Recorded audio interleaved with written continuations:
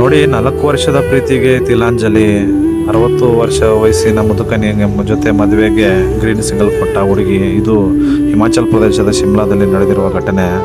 ಮನೆಯಲ್ಲಿ ದುಡ್ಡಿಲ್ಲದವನು ಬೇಕಾ ಅಂತ ಕೇಳಿದ್ರೆ ಕೊನೆಗೆ ದುಡ್ಡಿರೋನ ಕಡೆಗೆ ಗ್ರೀನ್ ಸಿಗ್ನಲ್ ಕೊಟ್ಟ ಈ ಹುಡುಗಿ.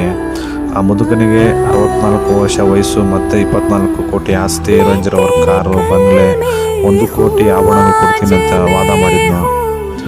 ಅದರ ಕಡೆಗೆ ಗಮನ ಕೊಟ್ಟು 4 ವರ್ಷದ ಪ್ರೀತಿಯ ಯುವಕನಿಗೆ ತಿಲಾಂಜಲಿ ಹೇಳಿ ಆ ಮುದುಕನಿಗೆ ಮದುವೆ ಗ್ರೀನ್ ಸಿಗ್ನಲ್ ಕೊಟ್ಟ ಹುಡುಗಿ ಕತೆ ಶಿಮ್ಲಾದಲ್ಲಿ ನಡೆದಿದೆ.